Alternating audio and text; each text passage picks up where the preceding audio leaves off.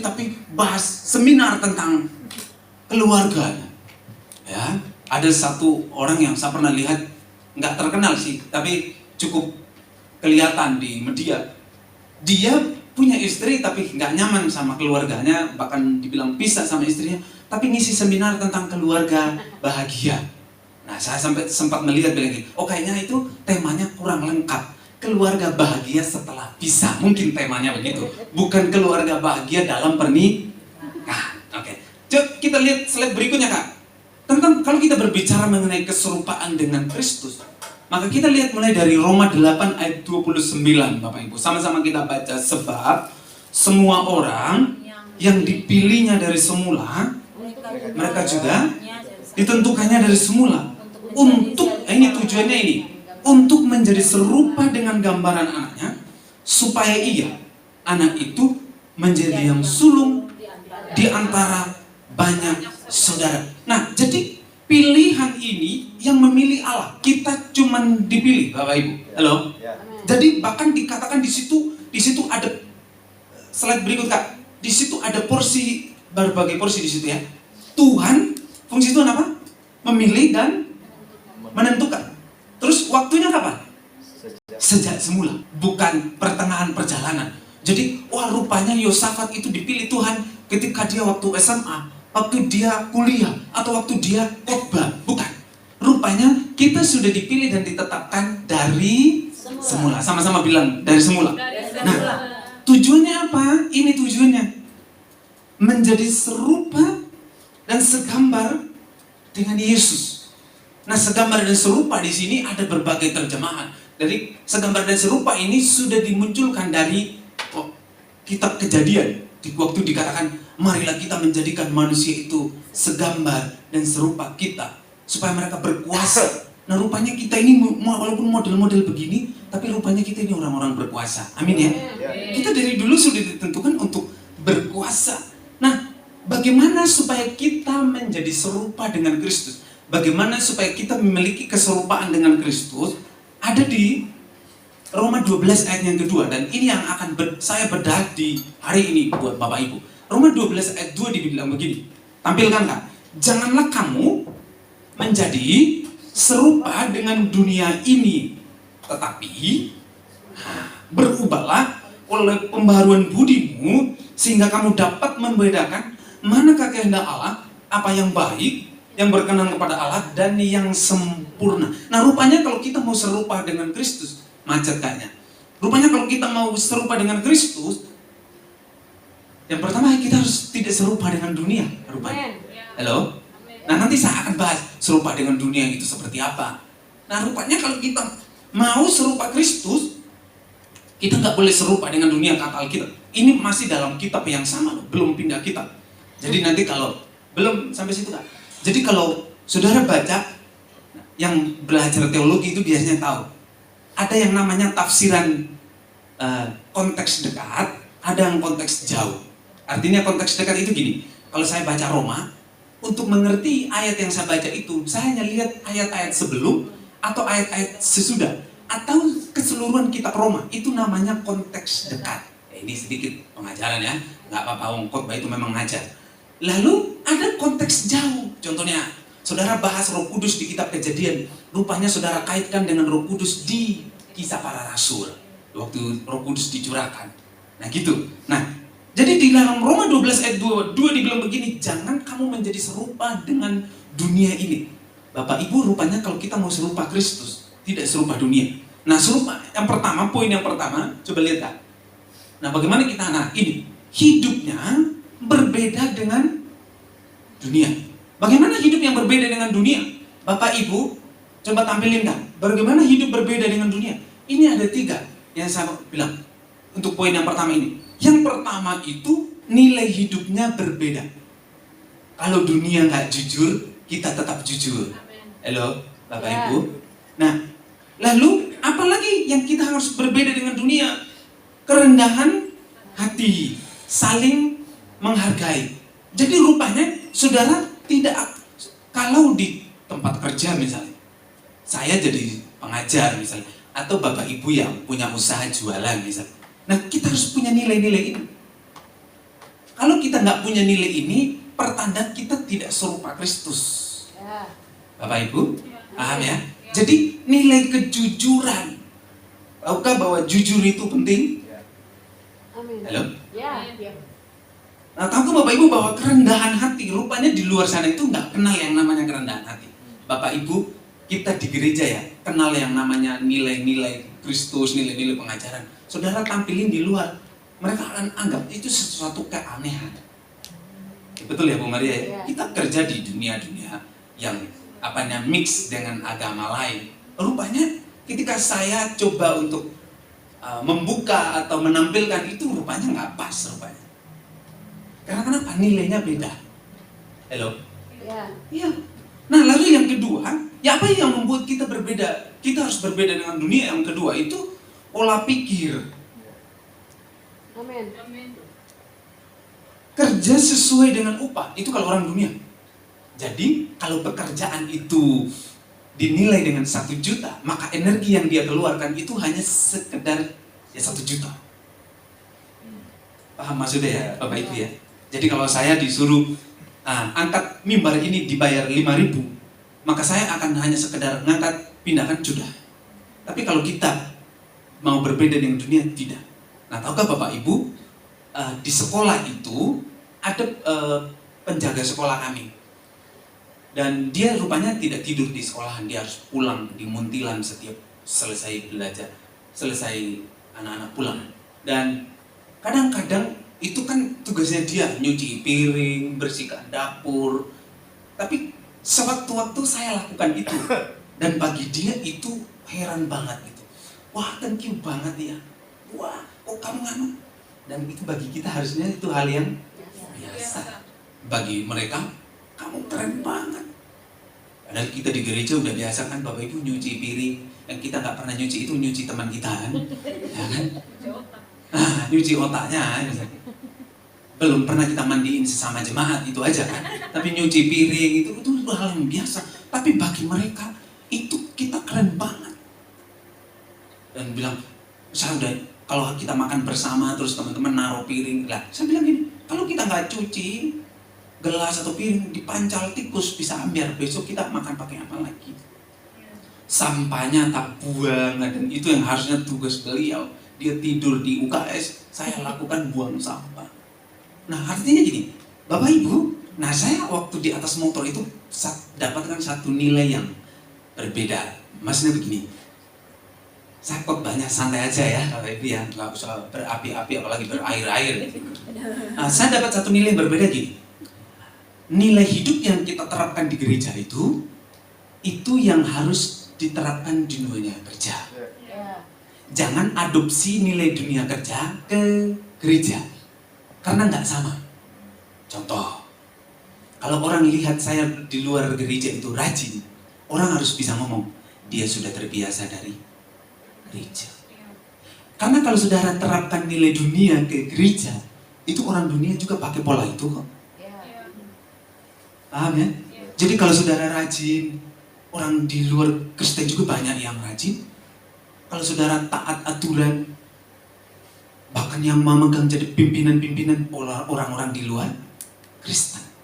Nah makanya nilai-nilai yang baik itu kita harus biasakan dari gereja, supaya nanti dia tereksplor di dunia kerja. Makanya tantangan besarnya itu saya, Bu Maria, Bu Maya yang kerja dengan orang-orang yang beda sama kita. Itu tantangannya besar Bapak Ibu. Nah makanya kalau nilainya itu nggak kuat dari gereja, kita bisa goyang. Kita bahkan kita lakukan hal yang baik pun bisa dikira, wah mesti ada maunya. Nah itu bayangin tuh. Nah kalau mereka kan melakukan sesuatu supaya dilihat pimpinan, kita kan nggak ada pimpinan aja kita bisa lakukan yang baik. Itu apa bedanya kita dengan dunia kalau kita nggak seperti itu. Jadi yang pertama itu nilai hidupnya, terus pola pikirnya, apalagi maksimal kalau ada upah, itu orang dunia. Kalau udah dijanjikan, kamu akan tak kasih ini setelah kerjakan ini. Nah kita udah berapa tahun ini semua yang melayani di mimbar ini nggak dapat PK di gereja kita. Tapi tidak mengurangi maksimal kita kan, Bapak Ibu? Latihan, tetap latihan. Yuk Bapak Ibu ada iuran, kita tetap iuran. Ya kan, bayangin. Nah kalau orang dunia itu menuntutnya, pokoknya apa yang saya keluarkan, segitu saya dapat. Paham ya, Bapak Ibu ya? Nah jadi, apalagi kerja kalau ada bos atau atasan, kita nggak mau. Bahkan, makanya kalau saya itu mau ada dedi, nggak ada dedi, kalau saya duduk ya duduk aja. Nggak mungkin, nggak ada dedi terus saya plesotan, terus ada dedi lu, wah teman-teman, ayo. Oh adik-adik saya akan bilang, ada dedi baru, nah, semangat. Nah, paham ya Bapak Ibu ya? Nah itu akan terbawa nanti kita waktu kerja. Lalu apalagi cara kerja? Anak Tuhan itu melakukan untuk Tuhan, seperti kata kitab Kolose 3 ayat 23. Apapun yang kamu perbuat, perbuatlah seperti untuk Tuhan dan bukan untuk manusia. Artinya apa? Saya terjemahkan dengan sederhana aja. Kalau kamu kerjakan itu untuk Tuhan, kamu mesti akan hati-hati, kamu mesti akan jujur, kamu akan mesti maksimal. Nah, orang yang tidak kerjakan untuk Tuhan, ya sebaliknya. Contohnya gini, atasan saya Pak Weli. Karena dia adalah bos saya, apapun yang dia akan suruh saya akan kerjakan dengan maksimal. Bahkan Yos, tolong angkat piring ini, saya akan hati-hati, biar caranya piring itu gak jatuh. Karena saya ada Pak Weli, karena dia atasan saya. Nah itu yang disebut dengan ini, saya harus kerjakannya seperti. Nah lalu Bu Maria yang sesama karyawan, ketika dia suruh saya angkat piring, saya akan angkat itu dengan biar dan sampai ambiar. Bahkan saya pernah di asrama itu, ada teman-teman yang sekumpulan piring nggak dicuci, misalnya kan hidup di asrama itu, piring, gelas nggak dicuci. Agus itu pernah ngambil satu gelas, gitu di atas lantai, dan itu lantai asrama kami kan agak sedikit lebih jauh lagi dari sini ke situ, karena itu teman-teman nggak nyuci piring. Nah maksudnya gini, waktu saya kerjakannya itu untuk Pak Weli, itu saya maksimal, penuh kehati-hatian, bahkan sungguh-sungguh. Tapi kalau Bu Maria yang kerja, yang suruh saya akan berbeda.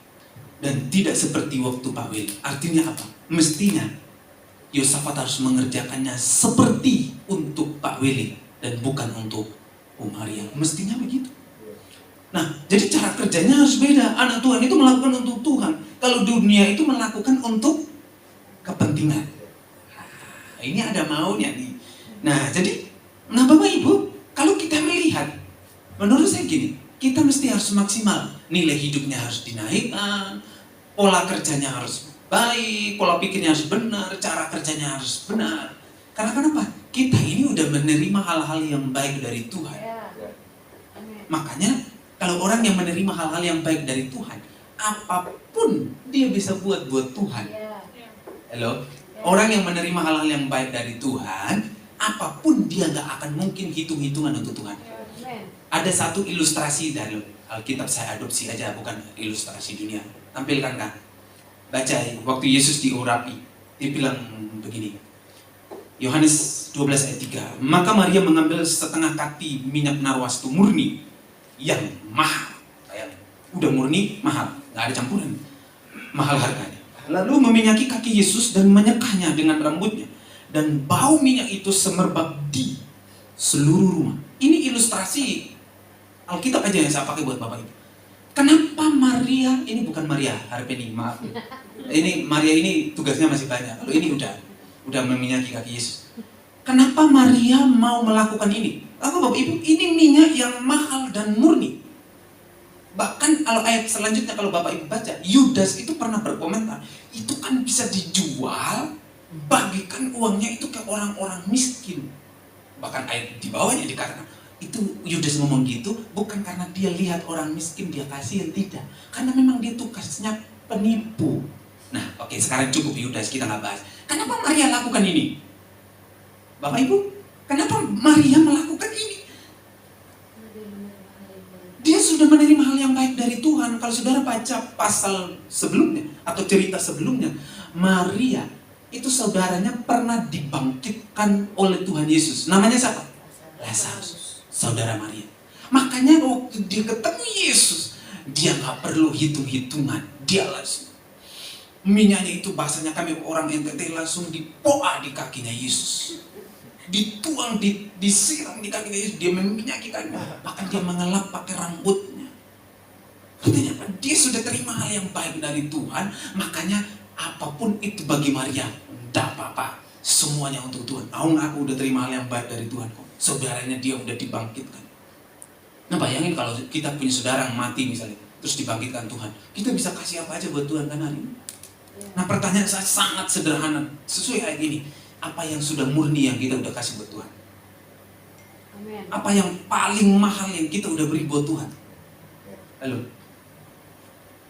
Jadi kalau cuma waktu, itu nggak ada urusannya dengan uang. Karena semua itu datangnya dari Tuhan. Tuhan bilang, kasih kembali sini guys. Termasuk kamu, pulang. Kita bisa pulang dengan teratur Bapak Ibu. Halo? Makanya coba kita cek, apa sih yang paling mahal dan paling murni yang kita udah kasih buat Tuhan. Dan mestinya, orang kalau udah terima hal yang baik dari Tuhan, apapun dia bisa kasihkan buat Tuhan. Itu Bapak Ibu. Jadi, kalau kita mau serupa dan segambar dengan Kristus, yang pertama apa tadi? Hidupnya harus berbeda dengan dunia. Lalu yang kedua, hidupnya mau berubah. Tadi Roma 12 dikatakan apa? Janganlah kamu serupa dengan dunia, tetapi berubahlah oleh pembaharuan budi. Yang dirubah itu budi, bukan body Bapak Ibu. Halo? Mohon maaf yang bodinya aduhai. Jadi yang dirubah itu budi. Bahkan budi pekerti, ya. Bukan budi hidayat. Jadi yang dirubah itu budinya. Kenapa budinya yang harus diubah?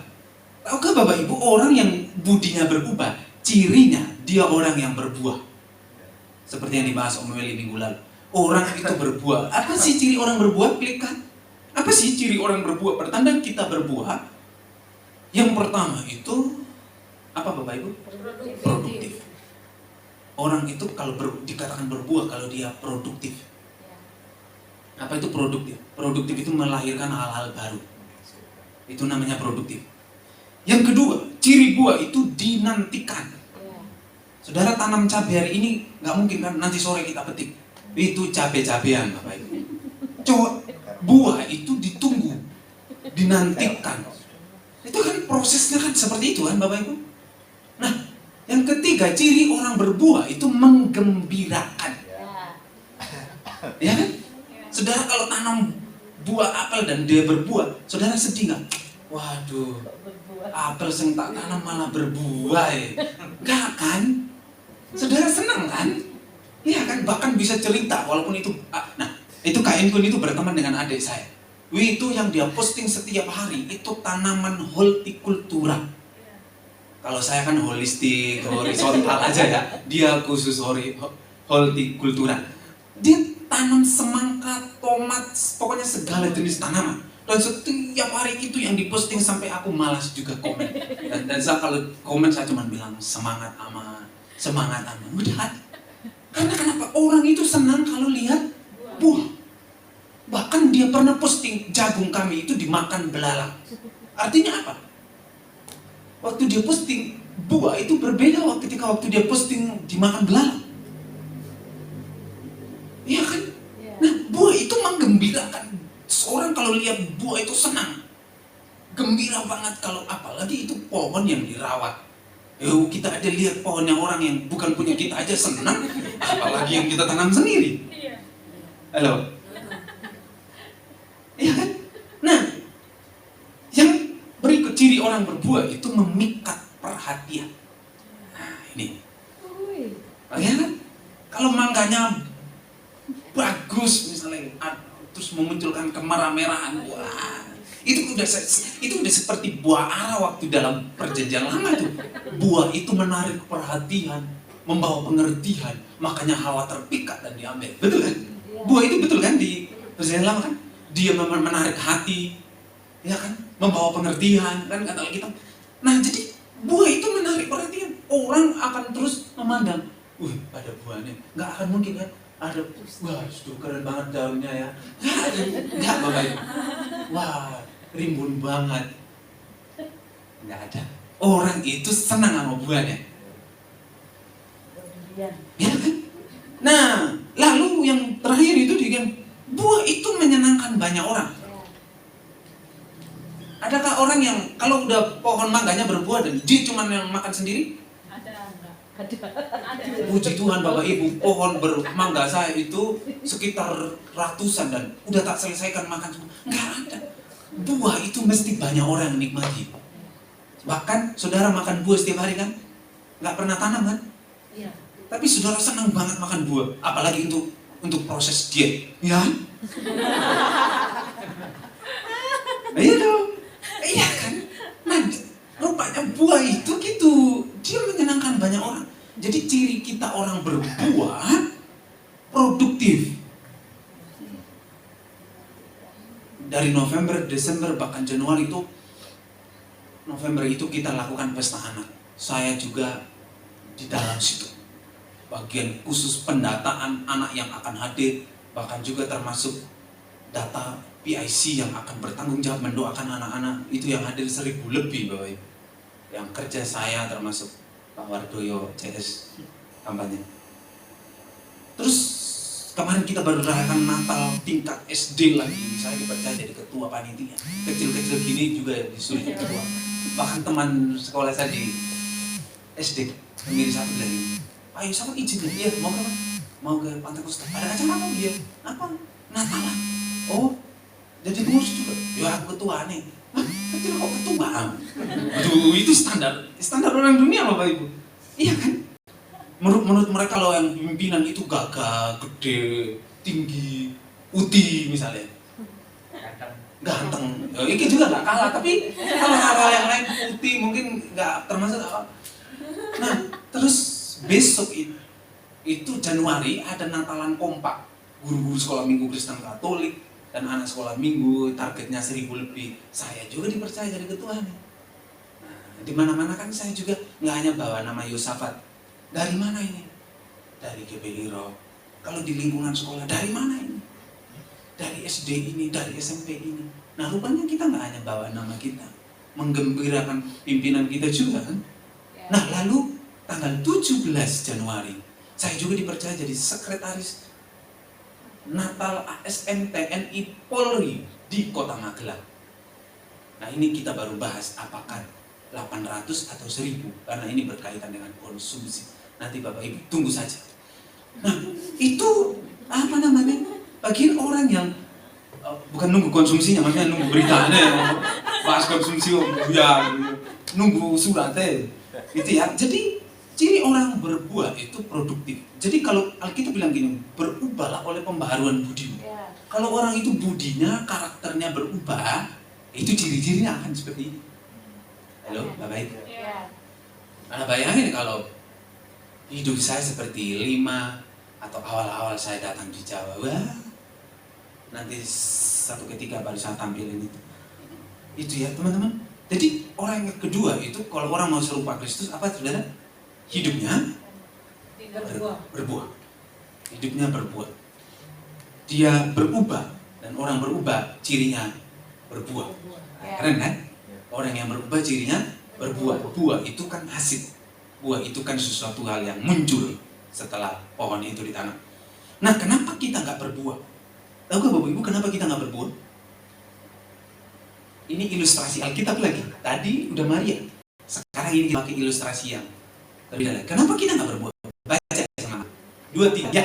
Celakalah kamu, hai ahli-ahli Taurat dan orang-orang Farisi. Hai kamu orang-orang munafik. Terus, sebab kamu seperti yang dilabur putih, yang sebelah luarnya memang bersih tampaknya, tapi sebelah dalamnya penuh dengan apa aja?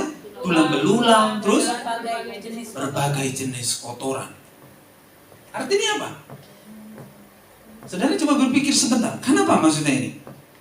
Ini kalau Yesus ngomong di sini, kamu seperti kuburan yang dilabur putih, tampak luarnya bagus, dalamnya penuh tulang, maka semua jemaat akan bubar.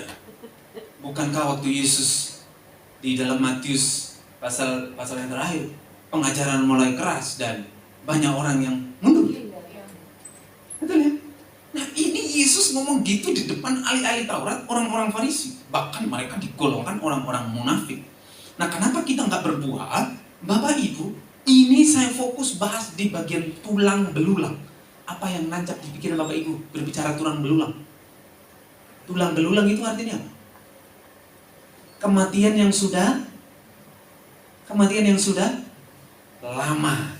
Sebab karena kalau baru mati kemarin, tulang belulangnya belum kelihatan. Ya iya, sederhana aja kan. Tulang belulang itu berbicara kematian yang sudah lama. Nah, pertanyaan saya, kenapa kita nggak berbuah? Apa sih yang sebenarnya kita lakukan itu terus menerus, tapi padahal nggak membuat kita bertumbuh atau berbuah? Gitu loh pendekatan saya hari ini. Apa yang kita lakukan setiap hari atau rutinitas kita setiap hari yang membuat kita jadi tidak bertumbuh atau berbuah atau maju? Makanya itu sebenarnya yang sudah mati sejak lama. Itu yang digambarkan seperti tulang belulang. Kematian yang sudah lama. Pola apa? Cara kerja seperti apa? Metode apa? Yang itu kita pakai berkali-kali atau setiap hari yang membuat kita jadi nggak berbuah dan membuat kita nggak maju lebih cepat. Nah, itu pendekatan saya hari ini. Nah, bahkan bukan dikatakan hanya tulang belulang, ada berbagai jenis kotoran. Loh, ini kok udah banyak tulang belulangnya, ada jenis kotoran di dalam. Nah, kotoran ini artinya apa? Apa sih yang sebenarnya? Makanya apa yang ada di dalam ini itu yang keluar, Bapak Ibu. Ya kan? Yang dari dalam ini itu yang terpancar keluar. Apa yang kita produksi, yang kita konsumsi, yang masuk ke dalam, itu yang kita produksi, yang kita hasilkan. Makanya yang ditata itu yang dari dalam.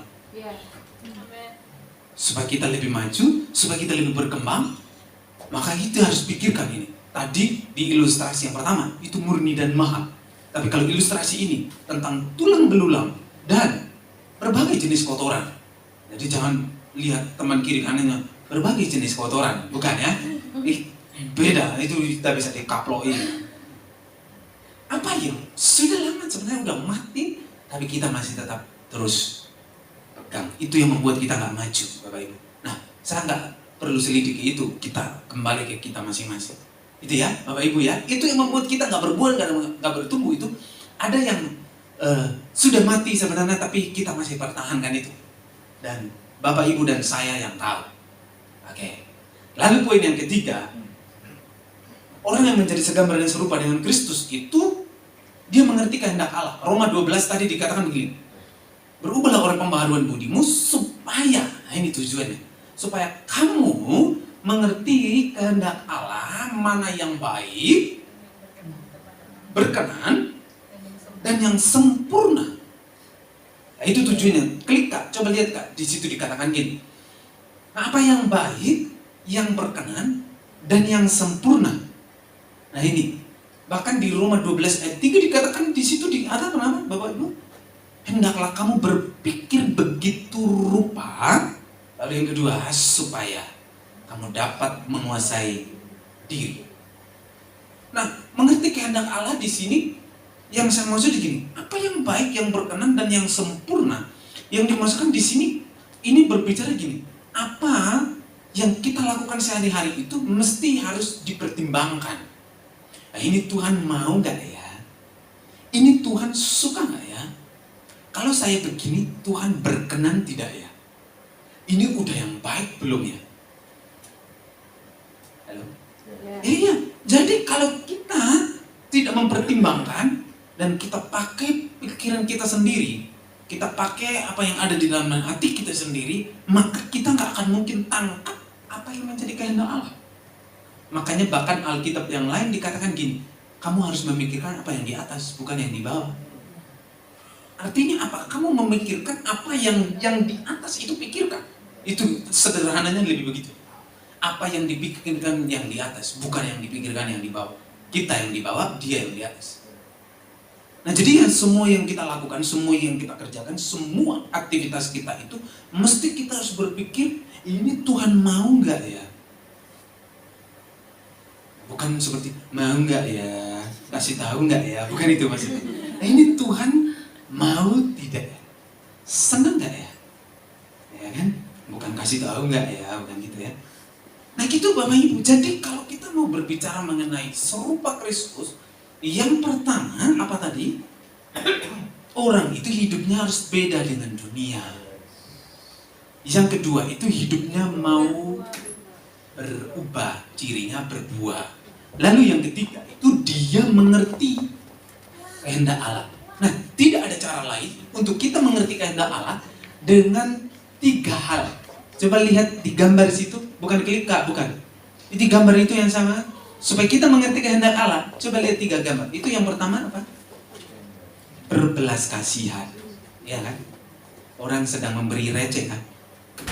Supaya kita mengerti kehendak Allah, yang kedua, yang berkenan itu apa? Saudara tetap berpegang pada perintah Tuhan.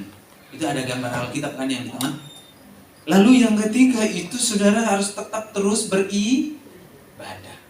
Nah, udah gak ada cara lain. Karena rutinitas kita setiap hari itu cuma gitu. Kerja, pulang rumah, gereja. Kerja, pulang rumah, gereja. Kerja, pulang rumah, gereja. Udah. Dan itu sebenarnya mengantar pikiran kita semakin mengerti kehendak Tuhan. Sederhana aja. Di rumah, mohon maaf, bukan menggurui, yang suami-suami bagaimana dengan istri? Saya yang di sekolah bagaimana dengan murid saya? Sudahkah saya melakukan kehendak Allah? Terhadap murid, terhadap teman kerja, yang suami terhadap istri. Jangan ya, seperti kisah yang tadi ya, maukah engkau memeluk aku? Oh jangan pernah om, aku gak akan pernah melakukan itu. Kan gitu ya. Ya, jadi itu sesama kita, apa yang kita buat. Nah coba lihat Kak, ya ini ya. Jadi ringkasannya begini. Kak, bangun. Ya, nah, ringkasannya gini ya, oke. Nah, menjadi serupa dengan Allah, itu yang pertama itu hidup berbeda dengan dunia. Dilihat dari nilai hidupnya, pola kerjanya, pola pikirnya, cara kerjanya. Hidupnya mau berubah. Dilihat dari buah kehidupannya. Bahkan Alkitab mengatakan apa? Hasilkanlah buah sesuai dengan pertobatan. Artinya kalau kita ngaku bertobat, mestinya berbuah. Itu maksudnya. Jadi hendaklah kamu menghasilkan buah, dan buahmu itu tetap. Bukan buah-buahan. Buah yang tetap. Mazmur bahkan mengatakan kita ini kalau ditanam di tepi aliran air, kita bisa menghasilkan buah pada musim. Lalu dikatakan mengerti kehendak Allah. Orang yang mengerti kehendak Allah tahu tentang yang baik, berkenan dengan yang sempurna. Itu ya Bapak Ibu ya. Jadi saya berdoa apa yang saya sampaikan ini kurang lebih 30 lebih menit bisa Bapak Ibu tangkap, bisa bawa pulang dan kita bisa terapkan dalam kehidupan kita sehari-hari. Nah sebelum saya akhiri, nah tahu Bapak Ibu, ini saya akan singgung sedikit tentang Natal. Kenapa Tuhan Yesus harus lahir? Ini udah, anggap aja udah selesai. Kenapa Tuhan Yesus? Tapi belum ditutup Kak. Kenapa Tuhan Yesus harus lahir ke dunia? Tahukah Bapak Ibu, untuk apa dia datang? Karena ketidakberdayaan kita. Tahukah, saudara, peperangan antara Israel dengan Hamas, kalau nggak ada Tuhan itu, nah waktu peperangan pertama, waktu Hamas melepaskan beberapa peluru ke Israel, itu dalam keadaan tidak siap. Makanya seperti yang saya bahas bulan kemarin, jika bukan Tuhan yang mengawal kota, sia-sialah pengawal berjaga-jaga. Lah kenapa kok Tuhan mengizinkan peluru itu sampai nancap kepada orang-orang Israel? Nah supaya orang Israel juga nggak sombong. Mereka harus pakai Tuhan juga. Walaupun negara itu bukan negara yang sembarangan, tapi mereka juga harus tetap mengandalkan Tuhan kan? Iya. Nah bayangin kalau bangsa Israel enggak, dan mereka sombong, kan Tuhan yang mengawal kota, kita nggak perlu berjaga-jaga, nah repot. Nah kenapa dia harus lahir? Ketidakberdayaan kita membawa kebebasan, kelepasan. Tuhan Yesus lahir supaya kita yang terikat oleh dosa dibebaskan. Roma, bahkan kitab Roma dikatakan gini, kita ini telah kehilangan kemuliaan Allah. Nah pertanyaannya, siapa yang curi? Iblis. Nah kan, ketika kita ditawan, kita nggak mampu, maka kita butuh pembebas, yaitu Yesus. Nah apa sih yang menawan kita setiap hari? Banyak. Kebiasaan lah, hobi lah, pekerjaan kita setiap itu menawan kita, mengikat kita, bahkan mengkerangkeng kita. Nah hidup ini peperangan Bapak Ibu, tahukah saudara? Hidup ini peperangan, bukan perang antara mertua menantu, suami istri, Tapi peperangan, bahkan Alkitab bilang gini, peperangan ada di kepala kita. Hidup ini peperangan. Iblis yang menjadi lawan kita setiap hari. Bahkan Alkitab memberikan gambaran iblis itu seperti singa yang mengaum-ngaum dan yang menunggu waktu yang tepat untuk menerkam. Ya kan, Bapak Ibu ya. Jadi supaya kita hidup tanpa ketakutan dan kekhawatiran, makanya Yesus harus lahir ke dunia. Makanya orang bilang, kenapa sih dia harus lahir? Harus dari bayi, terus dia harus gede, terus mati lagi. Berarti Tuhannya orang Kristen kok kayak gitu? Nggak apa-apa, kita nggak perlu peduli itu. Tapi itu, jadi kita, ketidakberdayaan kita, supaya kita dikasih pembebasan atau kelepasan. Hidup ini peperangan, Bapak Ibu. Ingat ya. Nah, mari kita deklarasikan firman Tuhan ini yang kita dengar pada siang hari ini. Sebelum kita akhiri, yuk sama-sama kita deklarasikan sama-sama. Aku percaya firman-Mu berkuasa. Aku percaya firman-Mu mengubah seluruh hidupku. Aku percaya firman ini adalah Tuhan itu sendiri. Aku siap untuk menerimanya dan melakukannya dalam nama Tuhan Yesus. Amin. Mari kita berdoa. Bapa, kami bersyukur untuk hari ini, hari yang baik untuk kami duduk diam dan mendengarkan firman Tuhan. Terima kasih untuk waktu yang kami pakai untuk mendengarkan firman Tuhan. Berkati semuanya yang mendengarkannya, tanpa terkecuali diberkati Tuhan Yesus. Terima kasih Bapak. Waktu-waktu selanjutnya kami menyerahkan ke dalam tangan pengasihan-Mu. Demi nama Yesus. Amin. Tuhan memberkati Bapak Ibu. Selamat hari Minggu. Shalom.